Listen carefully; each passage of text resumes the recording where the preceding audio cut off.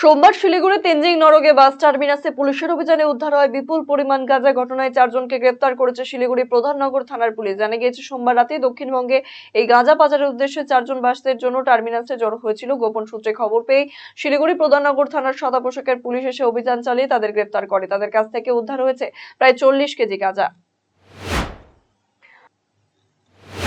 বাস এবং টোটোর সংঘর্ষের ঘটনায় চাঞ্চল্য ইসলামপুরের ধনতল এলাকায় জাতীয় সড়কে। এদিন একটি সরকারি বাস অপর একটি বাসকে পাশ কাটাতে গিয়ে নিয়ন্ত্রণ হারিয়ে রাস্তার পাশে দাঁড়িয়ে থাকা টোটোতে সজোরে ধাক্কা মারে। বাসের ধাক্কায় দুমড়ে মুচড়ে যায় টোটোটি। ঘটনায় শোরগোল পড়ে যায় এলাকা জুড়ে। খবর পেয়ে ছুটে আসে ইসলামপুর থানার পুলিশ, যদিও এখনো পর্যন্ত কোনো হতাহতের খবর মেলেনি। দুর্ঘটনার জেরে ব্যাহত হয় যান চলাচল। দুর্ঘটনাগ্রস্ত বাস এবং টোটোটিকে সরানোর ব্যবস্থা করছে পুলিশ। চিকিৎসায় গাফিলতির অভিযোগে প্রসূতি মৃত্যুর ঘটনায় উত্তেজনা ছড়ালো দক্ষিণ দিনাজপুরের গঙ্গারামপুরের একটি বেসরকারি নার্সিংহোমে। পুলিশ জানিয়েছে মৃতার নাম বিউটি সূত্রধর, বাড়ি দক্ষিণ দিনাজপুর জেলার বংশিয়ারি থানার পালপাড়া এলাকায়। সন্তান প্রসবের জন্য এক দালাল মারফত বিউটি সূত্রধরকে গঙ্গারামপুরের ওই নার্সিংহোমে ভর্তি করান তার পরিবারের লোকজন। প্রসূতির শারীরিক অবস্থার অবনতি হলে তাকে তড়িঘড়ি গঙ্গারামপুর সুপার স্পেশালিটি হাসপাতালে নিয়ে যাওয়া হয়। সেই সরকারি হাসপাতালে নিয়ে গেলে কর্তব্যরত চিকিৎসক প্রসূতিকে মৃত বলে ঘোষণা করেন। অমানবিক ঘটনা জানাজানি হতেই ক্ষোভে ফেটে পড়ে প্রসূতির পরিবারের লোকজন। তারা নার্সিংহোমের সামনে বিক্ষোভ দেখাতে শুরু করেন।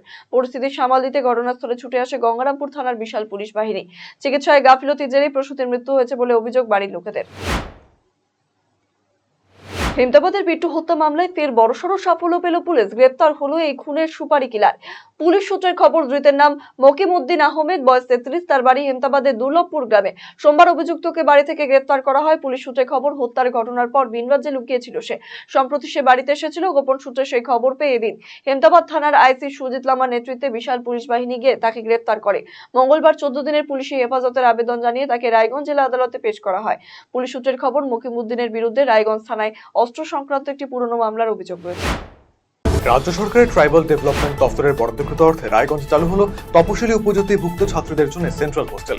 মঙ্গলবার রায়গঞ্জ মেডিকেল কলেজ ও হাসপাতাল সংলগ্ন স্থানে এই হোস্টেলের শুভ উদ্বোধন করেন জেলা শাসক সুরেন্দ্র কুমার মিনা। এছাড়াও উপস্থিত ছিলেন মহকুমা শাসক কিংসুক মাইতি, পৌর প্রশাসক সন্দীপ বিশ্বাস, প্রকল্প আধিকারিক দুলেন রায় সহ অন্যান্যরা।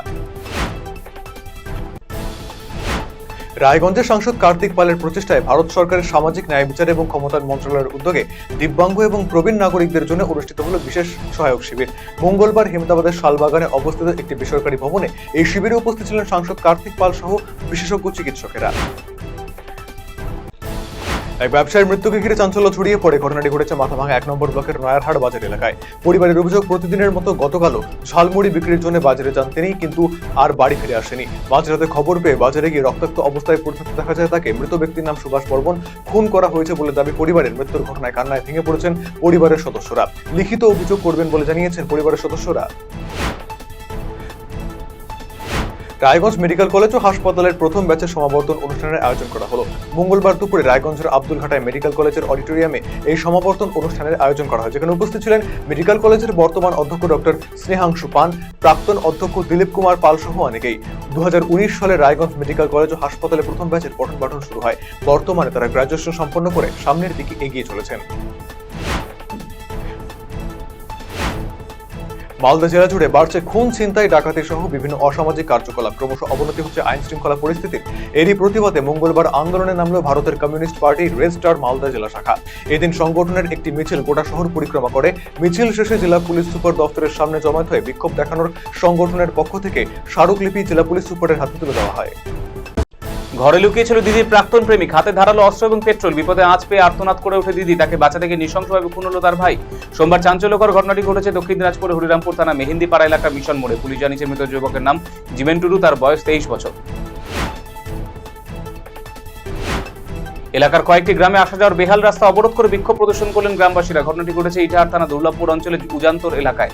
বাসিন্দাদের অভিযোগ, উজান্তর এলাকায় গ্রামীণ সড়কের উপর কালভার্ট ব্রিজের কাজ শুরু করেছে প্রশাসন, কিন্তু পাশ দিয়ে যাওয়ার কোনো অস্থায়ী রাস্তা তৈরি করেনি। ফলে স্থানীয় শ্রীপুর জাতীয় সড়ক থেকে দুর্লভপুর অঞ্চলে একাধিক গ্রামে যাতায়াত করতে টোটো সহ একাধিক যানবাহন চলাচল বন্ধ হয়ে রয়েছে। খবর পেয়ে ঘটনাস্থলে যায় ইটাহার থানা পুলিশ।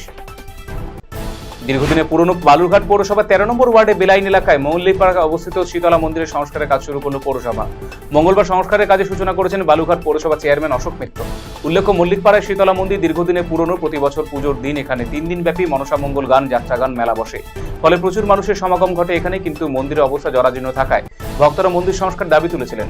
পৌরসভা মন্দির সংস্কারের পাশাপাশি মন্দির প্রাঙ্গণে আলোকসজ্জা সাজিয়ে তোলা কাজে হাত লাগিয়েছে।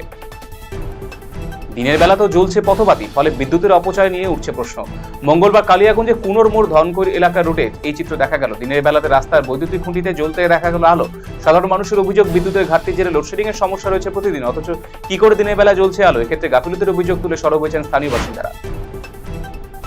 উত্তরবঙ্গ রাষ্ট্রীয় পরিবহন নিগমের নিজস্ব পেট্রোল ডিজেল পাম্প এবং সিএনজি পাম্প স্টেশন তৈরি করা হবে। কোচবিহার শহরের মহারাজা ক্লাব সংলগ্ন এনবিসিসি ডিপো সংলগ্ন জায়গায় তৈরি করা হবে এই পাম্প। এই পাম্প স্টেশনে সহযোগিতা থাকছে ভারত পেট্রোলিয়াম সংস্থা। মঙ্গলবার পাম্প তৈরির জায়গা পরিদর্শন করেছেন এনবিসিসি চেয়ারম্যান পার্থপ্রতিম রায়। তার সঙ্গে ছিলেন সংস্থার ম্যানেজিং ডিরেক্টর দীপঙ্কর পিপলাই সহ অন্যান্য আধিকারিকেরা। গাছের ডাল ভেঙে বিপত্তি Islampur additional district sub registrar অফিসে। অল্পের জন্য প্রাণ রক্ষা দপ্তরের কাজে আসা মানুষ এবং কর্মীদের খবর পেয়ে ঘটনাস্থলে আসে ইসলামপুর থানার পুলিশ। দ্রুত গাছটি কেটে সরিয়ে ফেলার ব্যবস্থা করা হচ্ছে। রায়গঞ্জের গভর্নমেন্ট আইটিআই কলেজের পরিচালনায় অনুষ্ঠিত হলো জব ফেয়ার 2025। মঙ্গলবার কর্ণজোড়ায় অবস্থিত এই প্রতিষ্ঠানে কর্মসূচিটি অনুষ্ঠিত হয়। কলেজের অধ্যক্ষ অভিজিৎ হাজরা বলেন, এবারে 14টি কোম্পানি এখানে এসেছে কর্মসংস্থানের সুযোগ দিতে। প্রায় 900 জন ছাত্রছাত্রী আবেদন করছেন। শিলিগুড়ি ফুলবাড়িতে প্রকাশ্য ছিনতাইয়ের ঘটনায় গ্রেপ্তার 3, উদ্ধার হলো চুরি যাওয়া সামগ্রী। সোমবার উদ্ধার হওয়া চুরি যাওয়া ব্যাগে থাকা নগদ 500 টাকা এবং কিছু নথিপত্র। মঙ্গলবার ধৃতদের জলপাইগুড়ি আদালতে পাঠানো হয়। কাশ্মীরে সাম্প্রতিক জঙ্গি হামলার পর দেশ জুড়ে নিরাপত্তা ব্যবস্থা জোরদার করা হয়েছে। উত্তরবঙ্গেও এর প্রতিফলন স্পষ্ট। Siliguri new Jalpaiguri NJP station এবং আশেপাশের সীমান্তবর্তী অঞ্চলে চলছে বাড়তি নজরদারি। সেনাবাহিনীর পাশাপাশি বিশেষ তৎপরতা নিচ্ছে রেল পুলিশ। পুকুর ভরাটের চেষ্টার অভিযোগ উঠল কালিয়াগঞ্জের মনমোহন স্কুল মাসতলা মোড় সংলগ্ন এলাকায়। পুরপ্রধান রামনিবাস সাহা বলেন, এতদিন ধরে পুকুর ভরাটের চেষ্টা চলছে, কিন্তু তার কাছে কেউ অভিযোগ জানাননি। এ ব্যাপারে কড়া পদক্ষেপ নেওয়া হচ্ছে।